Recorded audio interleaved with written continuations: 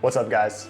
For those of you who don't know me, my name is Zach, and for the past 2.5 months, I've been backpacking Southeast Asia. I've been to Thailand, Cambodia, and now Vietnam, and I wanted to put together this Q&A video for you guys, not only for myself to look back on in the future, but also to put it out there to people who have any interest in backpacking or traveling the world. Maybe this will give you some insight on what steps you need to take to make those dreams happen. First, I want to thank all the people who responded to my Instagram story for the Q&A video. It was super helpful. At first, I was wondering if I was even gonna have enough questions to make a video, but you guys seriously showed out and it helped me a ton, and it means a lot to me that you guys asked a bunch of questions, like meaningful questions as well. So what I've done is I've kind of organized them into like similar categories, because there was some repetitive questions and questions that were very similar to one another. So I've gone ahead and just organized them so I can get through them a little bit quicker. And without further ado, let me jump right into them. So the first category I have is logistics and gear. And the first question is, which backpack are you using? So I'm using two 40-liter backpacks, which are right here. I have this Osprey Farpoint 40-liter, and then I have this REI Lookout 40-liter. So the REI one I use mainly for my laptop, my camera gear, anything that's super expensive, I put it in this bag. And then my Osprey bag is what I would call my big bag. This is where I fit all of my clothes. If I didn't have my laptop, my camera, all that extra gear, I would say that I would be able to fit all my clothes in this bag, or all the clothes that I need in this bag. If you're coming to Southeast Asia, I highly, highly recommend getting something like this size. You really don't need to get anything bigger. I see people with like these giant backpacks, and it's like, that just seems a little unnecessary to me. This is fine, because the next question I have, which is, what is in your bag? I have 4 t-shirts, 4 dry fit t-shirts, 2 tank tops, 4 pairs of shorts, 2 pairs of pants, 8 pairs of underwear, and 4 pairs of socks, and then a rain jacket, and that's it. Everything fits in here. I really don't think that you need anything more. If you want to get more clothes, you can always buy them here. They're much cheaper. And it's so hot here that you really don't need to bring anything like cotton. Like, I have a few t-shirts like this one, but other than like wearing them out at night, you're not gonna wanna wear them because it's gonna be so hot and sticky all the time. In terms of my camera gear, I have my Sony ZV-E10, which I'm shooting on right now, my Tamron 17-70 lens, which I'm also using right now. I have my Sigma 60mm f1.4 lens, and then I have my shotgun mic, these lavalier mics that I'm using. I have an ND filter, a variable ND filter that I use for when I'm shooting out in the sun. And then I have a lot of like miscellaneous things like sunscreen, medicine, my glasses, just little things like that, my journal, sunglasses, things like that. I highly, highly, like I was saying before, recommend just packing light and getting all the stuff that you need over here. My camera kit that I have now, honestly, I really only use my Tamron lens. I probably use that like 98% of the time. I really don't use my Sigma 60mm. I just find that it's way easier to use my variable Tamron zoom lens rather than having to switch out to a different lens if I'm out like hiking a waterfall or something. Just don't really see the point in switching lenses. And I also have my variable ND filter, which helps with the sunlight. So moving on to the next category, personal life and preferences. So what inspired you to start traveling? Man, that goes way back to when I was a little kid. I've always had a love for history and ancient sites, and I've always wanted to be a traveler, like an adventurer.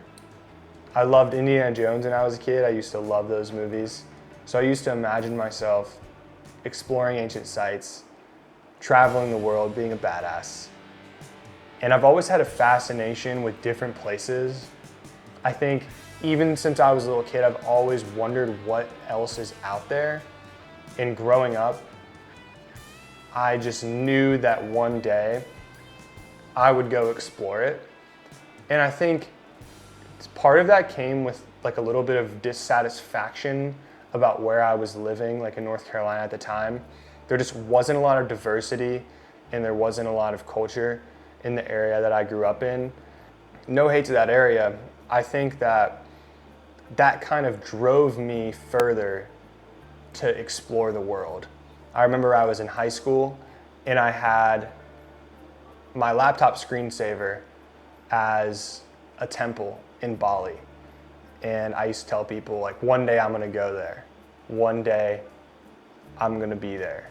People would be like, you're crazy. Like, what are you talking about? You're going to Asia? I was like, yeah, like one day I'm gonna go there. And I haven't been to Bali yet, but I've been to Thailand and Cambodia, Vietnam. So I like to say that it's close enough. So in a way, I've always had that passion, that desire to travel. And I think that once I became financially able to do it, I knew that I had to go do that before I committed to anything else in my life. All right, next question. When are you coming back to North Carolina? That's a good question. I don't know. Not really sure yet. Probably when I run out of money or when I'm almost out of money. Next question. Are you single? Yes, I'm very single. I think traveling and backpacking would make a relationship very hard right now. I mean, most of the time too, like all day long, I'm editing, traveling, or planning, and like exploring. Next question is, aside from family and friends, what do you miss most about the USA? Yeah, I would say family and friends is the main thing, but I don't really miss a lot other than I think sports. Like I miss watching NFL games, college football games, and NBA games. I used to watch those with my family and friends, and then we talk about them. I mean, I guess technically I could watch the games here, except now NFL games air at 1 a.m. because there's a 12-hour time difference. So right now I'm shooting this at 3:19 p.m. It's 3:19 a.m. for most of my family and friends, which is pretty crazy to think about. How long did it take for you to grow that mustache? That's a crazy question. I remember this one was from my dad. The whole trip, I can barely grow facial hair. I mean, I just shaved, but it comes from you, Dad. You're the one who gave me these genes. Like, it's not a very good mustache, but I'm doing the best I can. How did you develop your film style? I find it aesthetically pleasing. First off, thank you. I really appreciate that. It's inspired by a lot of different, I think, Instagram creators, my friends, and just a lot of trial and error. I really enjoy like the old film look style. I think that's really, really cool to me, and it's like visibly attractive. And so if I see something that I like on Instagram or any platform for that matter, I'll try my best to like emulate that, but also put my own spin on it. And so what I've been doing recently is trying to like highlight different colors while also still making it look like this old filmy, grainy look. I think it's been turning out pretty good. And also I'm colorblind, so that kind of may play into my whole color grading style. I see colors differently than most people would, so that could have an impact on it as well. Is it easy to manage work-life balance while abroad? Honestly, it's kind of tough. I think filming, editing, and planning take up like a lot of my time and honestly most of my day. And then if I'm not going out and exploring somewhere, I'm trying to fit in the gym or like going for a run or like a workout or something. So most of my day is pretty full. And then, you know, you gotta find a place to eat at night. Maybe I have to go to the grocery store. So there's just like a lot going on. But I'm still working on finding a balance. It's just like an ongoing process. Each place you travel to is going to be different. Okay, so now we're getting into finances and budgeting. Is there anywhere else in the world as budget friendly as Southeast Asia? Honestly, not that I know of. I think Southeast Asia is the best place in the world to backpack in terms of the pricing and also the culture. Like backpacking is so huge here that you can meet people from any place in the world. I think in other places, maybe like Central America, obviously Europe is a big backpacking culture, but it's expensive there. You know, it's comparable to the US. If you go to like Eastern Europe or like Southeastern Europe, maybe you're getting a little bit more affordable, but I think Southeast Asia is unmatched in terms of backpacking. What is your biggest travel advice? Man, I think the number one thing is don't overplan. Book a flight, either one-way round trip, doesn't matter. Book a hotel for when you get there, but don't plan anything else. Things will just happen. I think that a lot of people try to overplan, and that could honestly be the worst thing you can do for your travels. If you're backpacking with the intention of like actually backpacking, don't plan anything. I think there's so many adventures that will just happen, and you'll also gravitate towards the things that people see. Like, I'm not saying don't do any research before you go to a country or a place. Like, have an idea of what things you want to see, what cities you want to visit, but don't plan it. Like, you may get sidetracked and find something totally amazing that you didn't expect, but if you have to be in a certain place by this day, maybe you miss out on those opportunities. So it's better to keep an open schedule. Top 5 necessities for Southeast Asia. Ooh, let me see if I can think of 5. Well, I'd say 1 I kind of already talked about. Pack light.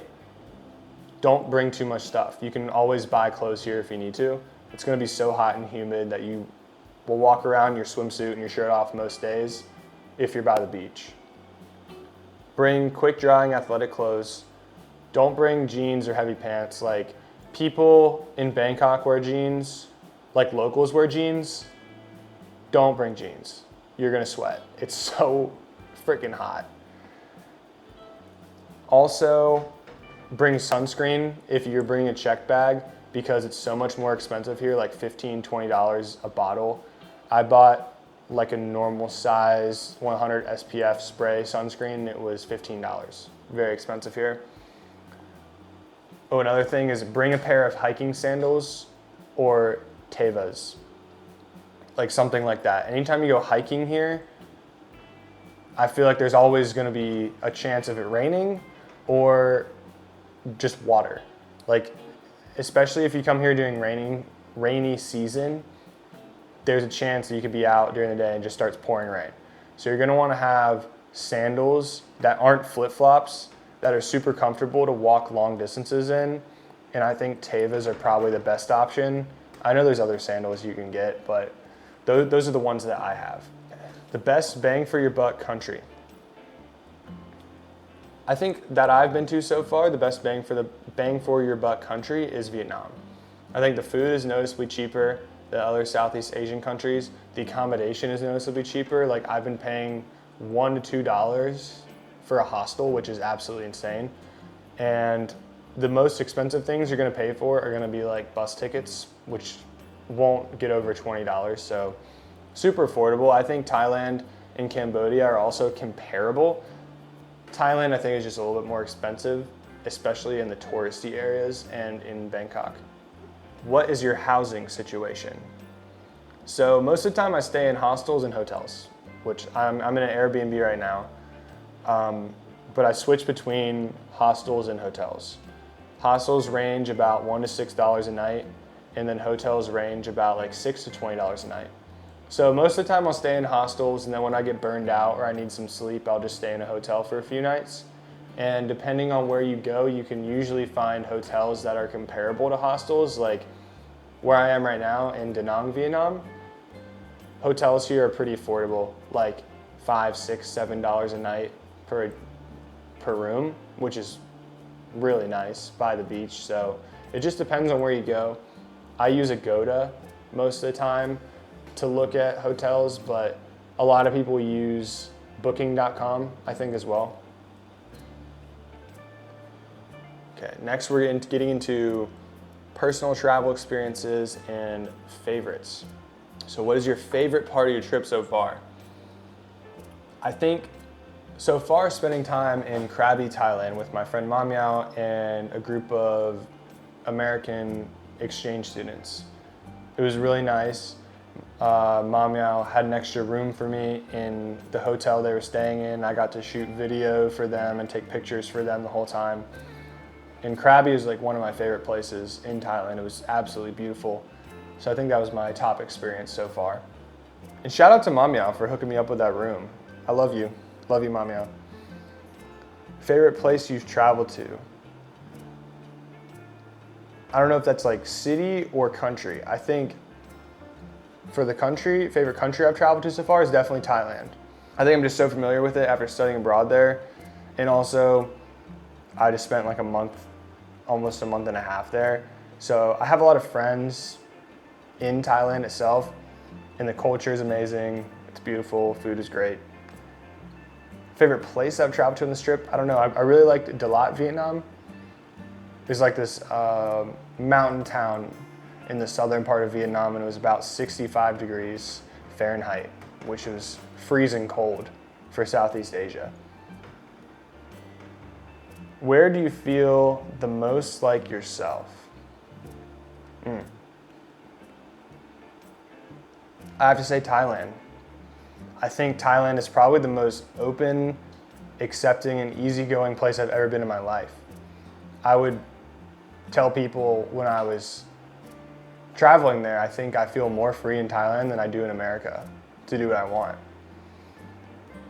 I think that it's just a very open society. There's not a lot of judgment. People are very much minding their own business. And in a way, some people can say that's like, oh, that's selfish. But I think people are just so unconcerned with what you're doing that it's a very freeing feeling. Also, Thailand is very liberalized, very modernized, and in a way you could say westernized. I think people in my generation who live in Thailand, like locals, they are pro-westernization, pro-modernization, pro-liberalization. Weed has been legalized, gay marriage has been legalized. It just feels like it's much more accepting and open than some of the other Asian nations that surround it. I'm sure you guys have heard of some very strict places in Asia. What is the top must-see destination you've been to? I would probably say Phang Nga Bay in Thailand. I took like a boat tour through there and it was amazing, just absolutely breathtaking, like seeing the limestone cliffs coming out of the water. Honestly, anywhere in southern Thailand is absolutely insane. Just the beaches are beautiful, just on another level. I think it's totally worth going to Thailand only to see the southern part. Although I prefer the northern part, I think seeing the southern part is absolutely gorgeous. So the next category we have, challenges of travel. What is the hardest part about traveling? I think that the hardest part about traveling or backpacking is just this like constant go, go, go, go mentality. And it can lead to not really appreciating the moment that you're in because you're always worried about the next thing that you have to do. And what I've read about and what I've seen a lot of other travelers talk about is called decision fatigue, where you're just constantly making decisions. Where do I eat today? Where am I gonna sleep tonight? Which bus am I gonna take? Which city do I wanna go to next? Do I wanna do this? Do I wanna do that? So you're just like always constantly making decisions. And in your everyday life, you're really not used to making that many decisions. And so it can just wear you out. And so I think the hardest part for me has been like learning how to slow down and not just always in this constant state of like, I gotta do this, gotta do this, gotta do this. It almost felt like for me, like I was just checking off like a list of things that I needed to see, but I wasn't really enjoying it. And it's super easy to get caught up in that mindset because you're surrounded by so many other people who are just like constantly just go, go, go. We gotta go see this, go see that, do this tour, do this thing. And it can be hard to slow down because you do feel a little bit disconnected, I think, when you do that. biggest challenge that you've grown from while traveling? I think that it goes off of the biggest challenge that I've had to face is I think that I've become much more adaptable, and I've let go of kind of this perfectionism in my planning, where at the beginning of the trip and in previous trips in my life, I've wanted everything to go according to plan. I want to make this perfect. So I do all this research. I would make sure that we stayed in the best area and took the best transportation and ate at the best restaurants. But in reality, like, that's just not always going to be the case. There's going to be things that are out of your control. There's going to be things that happen that you can't prepare for. And you just have to be okay with that sometimes, especially when you're backpacking.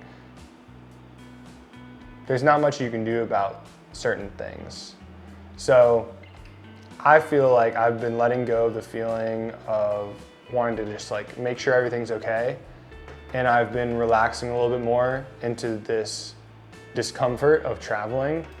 And this has allowed me to just be more adaptable in certain situations.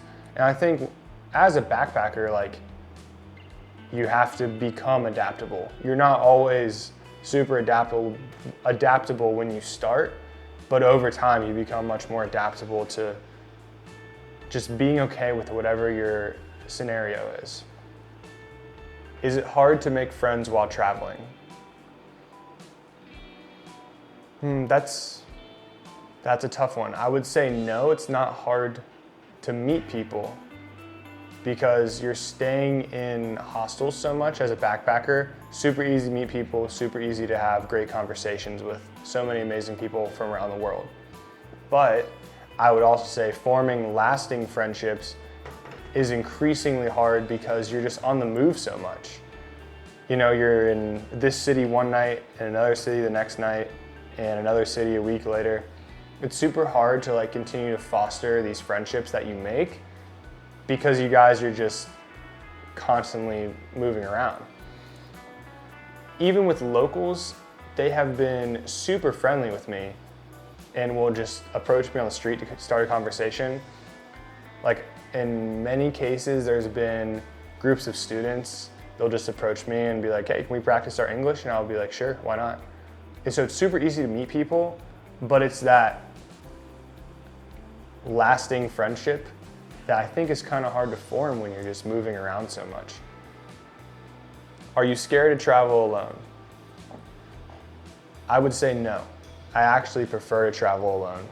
I've traveled with groups of people and now I've traveled alone, and I definitely prefer traveling alone. I think it gives you the most freedom. You don't have to rely on anyone else. You don't have to wait on anyone else. You don't have to fit someone else's timeline. You know, I wake up and I'm like, oh, I want to go to the beach. I just go to the beach. I don't have to wait on anyone. So it is super freeing. In the past, when I've been traveling with other people, I was always the planner too. So I felt like I was responsible for those people. So now that I'm just alone, it is super nice to have that weight removed and feeling like I don't have to be responsible for anyone else. Funniest lost in translation moment. I don't know if I have like a funniest lost in translation moment, like where we couldn't figure out what one another were saying. But I will say that when I go to like super local areas, like local markets, this has happened multiple times where I've been in like a city or a market where there's like no other foreigners. People look at me like I'm an alien, and to them, I am, because they're like, what are you doing here, tall white man in our market? And also too, like most of the markets, the ceiling, or like I guess it's like a roof tarp that they put up when it's raining, like comes to like my eye level or lower. So I have to like duck in the market, and a lot of times people will just like dead stare at me, and most of the time they're like laughing too. But I think they're just trying to like figure out like what the hell I'm doing there and where I'm from probably. But that's a pretty funny moment, is when I go to like super local areas, they're kind of shocked to see me there. So the next category of questions is emotional aspects of traveling. Do you get lonely traveling solo? Yes, absolutely. I would say that I get lonely a lot. Even though I prefer traveling alone, I still get lonely, if that makes any sense. I think you're constantly surrounded by so many people, but you're not connected to them. And also at the same time, I'm meeting all these people, but I'm meeting very few Americans. Like, I can count on my hands the number of Americans I've met my entire time here. And that can be quite isolating as well, because you have these huge packs of Europeans traveling together, whether they're from Denmark or the Netherlands or Germany or the UK, these huge packs of Europeans, and they all kind of like can relate to each other in a way. And it doesn't mean that I can't necessarily relate to them either. But when I meet an American, we immediately click. Like, we get culture references and we use the same slang, and it can be very refreshing, but it's super rare that happens. So yeah, I definitely get lonely. It can be hard to meet people that I really resonate with, and when I see these like huge friend groups traveling together from Europe, people who are Europeans usually, it makes me wish that backpacking in America was more of an acceptable thing, and that I could do this with my friends, because I definitely miss my friends, and it sucks that, you know, I probably won't ever get the opportunity to travel with my friends like these people do. So that can kind of suck sometimes to think about. How has traveling changed your worldview? Traveling has done everything for my worldview. I think it's given me a greater appreciation for my own life and where I've come from, just made me just a more grateful, humble person. It's also made me realize that in America, we're so oblivious to how the world really operates, and how in America we really are in this like top 1%, if not like top 0.05% of wealthiest people in the entire world, and how much we take for granted. I mean, like, I've seen like real poverty people who don't have access to running water, maybe not even clean water. They don't have access to electricity. They're living off of less than $1 per day. And I've seen these people, and they're just human beings. And I think that in America, we tend to look down upon people who live in developing countries, people from poverty, because we somehow think America is better. But in reality, if we were born into that geographic location like they were, into that situation like they were, we would be doing the exact same thing. We would be living the exact same way. We are so lucky as Americans, and I'm speaking to my Americans now. We are so lucky to be born in America, into the place where we were born. Because there are 8 billion people in the world, and we won the geographic lottery. So I think when you travel, you get a greater appreciation, not just for where you're from, but for the rest of the world. I think learning new ideologies and ways of life opens your mind up to different possibilities about how to operate your life. And I think staying in one place your entire life and never leaving, while some people, that may be good for them, for me, I think is not the way to live. You have to open yourself up to new ideas and explore them. Because this world that we live in is huge, 8 billion people. Just think about that. 8 billion people.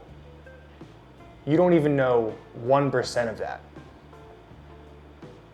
So why would you not want to take any opportunity you could to learn more about the world that we live in?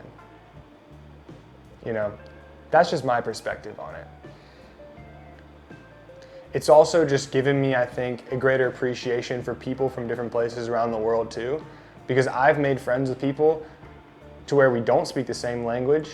I've tried food that I don't even know the name of, I couldn't even pronounce. And the only thing that makes the people that I've met, their way of life different than mine, is my own perspective and my preconceived notion about what it is that makes them different from me. Because when you just go and you travel and you see these people, they're just humans. You interact with them like you would anyone else. And I think what makes them different to us as Westerners or Americans is just the distance between us, right? Like I'm 12 hours away from America right now.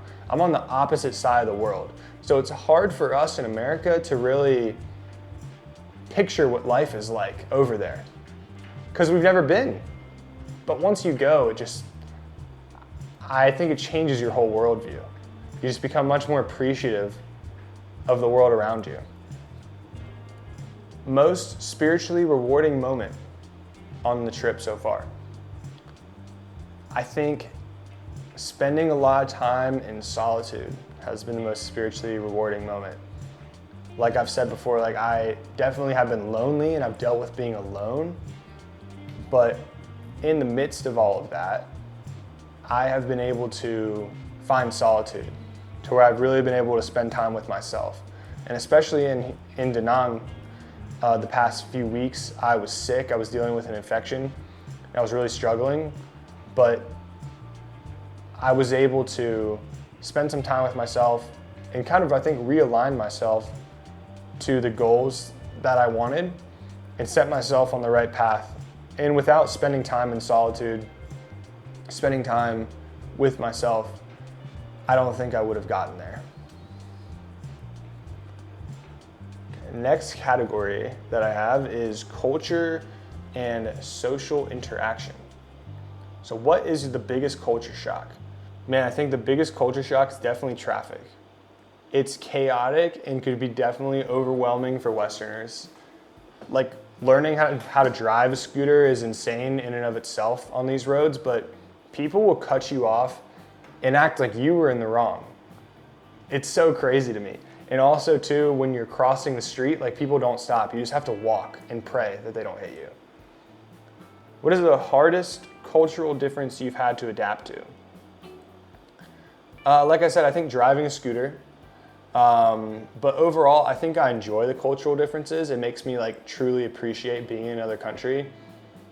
And I think it's fun to experience culture shock. Like I want to walk down a street or walk into a market and be like, what is that? What are they cooking? Or like, what is that fruit? I've never seen that before. That's like one of my favorite feelings in the world. But yeah, I would say like the traffic can definitely be an issue, and getting comfortable crossing the street can definitely be a process. It took me a while to get comfortable. And learning how to drive a scooter on these roads, you have to drive aggressive and defensive at the same time, because people will run you off the road, especially like trucks. They don't stop. You have to go around them. It's pretty crazy. Can you give me a better understanding of Southeast Asia's religion and temples? It seems kind of confusing. Well, I would say that to the Western mindset and Western perspective, it's confusing because we were raised in a monotheistic religion and culture. But to Southeast Asians, it's totally normal. I think Southeast Asia is like a melting pot of culture, right? Because you have India and China, and Southeast Asia is right in the middle. So there's all this influence, and Indonesia's down at the bottom of Southeast Asia. So there's Muslim influence, there's Chinese influence, there's Hindu influence coming from India, and most of Southeast Asia is predominantly Buddhist. So you just have this huge mix of culture and religion, and none of those cultures and religions are exclusive. So you can believe in Buddhism, but also believe in Hinduist principles as well. You can believe in Vietnamese folk religions, but also practice Christianity. So there's a lot of different kind of mixing and meshing of different religions and cultures, especially in the temples. You're gonna have like Hindu statues in Buddhist temples. That was kind of confusing to me when I first got here, but now I'm starting to understand it more. It's like more of a cultural belief than like a religious thing. I mean, Buddhism itself is more of a philosophy and a way of life than it is a religion. I think if you practice Buddhism, you can also adopt other sort of religious and cultural practices that are local to the area without it interfering with believing in that religion. There's just a lot of overlap. I don't know if that helps at all, but that's just the way it is here.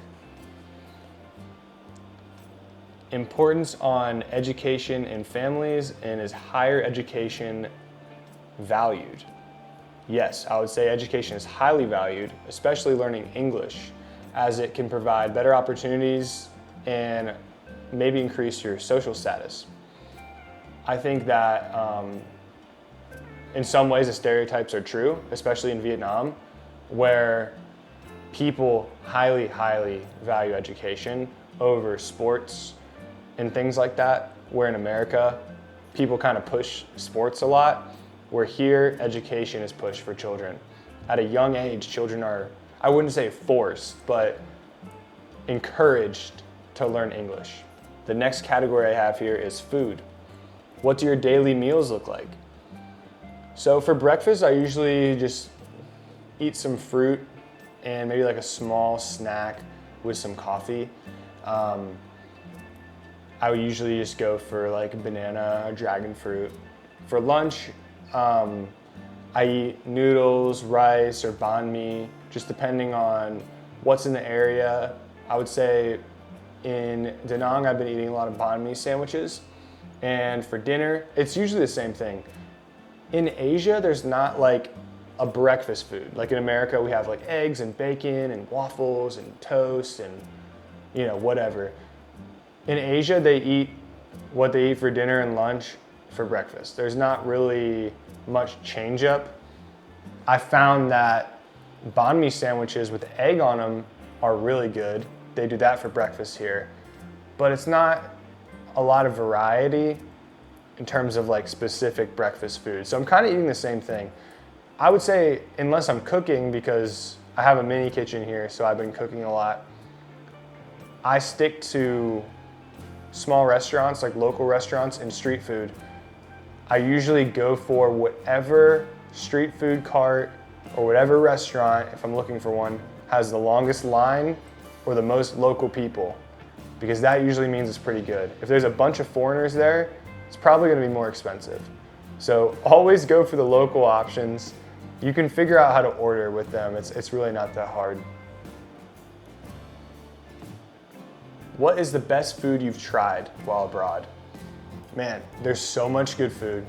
It's been a problem for me. I've had to like slow down on eating some days because it's so affordable. Like meals are between 25 cents to $2 in Vietnam, a little bit more expensive in Thailand and Cambodia. Still only like $1 to $2 per meal, maybe $3 if you're really pushing it. But it's so good. I would say the pho in Vietnam has been amazing because there's so many different styles of noodles that I never even knew existed until I got here. It's just been so good. And the broth as well is just amazing. I would say also too, Vietnamese spring rolls, like build your own, and they come in so many different styles as well. It's been fantastic. The food in Thailand is also, I would say, almost as good as Vietnamese food. I'm sorry, Thailand friends, I love you guys. But it's a lot of like stir fry stuff in Thailand, so it's a little bit heavier on the stomach, where I found Vietnamese food is a little bit lighter. It's more like soup and rice rather than like stir fried food in Thailand. Like one of the signature dishes in Thailand is it's called like stir fried morning glory. It's literally like the heaviest thing I've ever eaten in my life. It's very good though. What's the strangest food you've eaten? I've eaten a lot of weird stuff, but I don't know what the strangest would be. I had fish eye soup in Vietnam. It was like tuna eyeballs in the soup. That was pretty crazy. I had fish lung soup in Thailand. The lungs of fish, like who even thinks of that? And then I've also had bugs in Thailand. There's just like a lot of strange things. I'll just be like walking around a market and be like, dude, I have no idea what that meat is or what that fruit is. And I'll try it, it's pretty good, but I'm not sure what the name is. What food do you miss the most? Honestly, none. I don't really miss American food. Like, if you think about American food, what do you think of? Burgers and fries? I mean, even pasta is technically Italian, right? And pizza, Italian. My favorite food at home is Mexican food, and you can still find that stuff here. I would say I prefer the food here because one, it's healthier, and it's like organically sourced. Like it comes from markets, which comes from farmers, and there's not preservatives in the food here. I definitely feel like I've eaten healthier since I've been here, despite eating so much. But if I had to pick one thing, I would say potatoes, because they don't use potatoes here in dishes. Like, it's pretty common in America, mashed potatoes, French fries, potato chips, whatever. There's not a lot of potatoes here. I don't really see them grown or at markets. It's very rare. So I miss like mashed potatoes. That sounds really good. I'm gonna miss Thanksgiving. That's gonna suck. Language and communication. This is the last one. How do you overcome language barriers? Honestly, language barriers aren't really a thing anymore. I mean, people, I think, have a lot of fear about that, but with this thing right here, Google Translate. I mean, even when I go to the supermarket and I need to buy something, everything's in Vietnamese. Or if I was in Thailand, everything's in Thai. You can just use Google Translate and take a picture of it and it'll translate it for you. Is the translation 100% accurate all the time? No, but you can get the general idea of what you're ordering or what you need to buy. And most people, I would say like 90% of people can speak basic English. And if they can't speak basic English, you can always just point and order whatever you want. Like today I went to a super local like street cart for food, and the lady knew how to say hello. And I said hello in Vietnamese, xin chào. And she couldn't speak any other English, but I just pointed at what I wanted and that was fine. I don't really think language barriers are hard to overcome anymore because of technology and because basically everyone knows English. It is the global language. So I don't really think that's a worry that anyone should have while they're traveling. I think that when you go over here, wherever you go, Asia, South America, Africa, you'll start to understand that most people know how to speak English. It's a very, like learning English at a young age is super high valued, especially in Asia. And you'll know that like all the kids here, they speak English as well. And they speak pretty good English. So I've never had a real problem with it. Maybe a few times, like especially with like older people and like the older generation, I've had problems with it, but honestly not too much. And that is all the questions I have. So thank you guys. If you're still watching, thank you for watching all the way through. I really appreciate the questions, and I think this was a really cool opportunity for me to share some of my own experiences and my own thoughts, opinions on traveling, my own worldview, and just put that out there for you guys.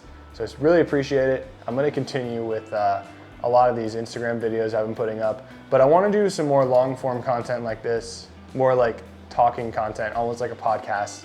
So if you like it, let me know. Thank you for supporting me. I'm gonna keep coming out with more stuff, and yeah, I'll see you guys next time.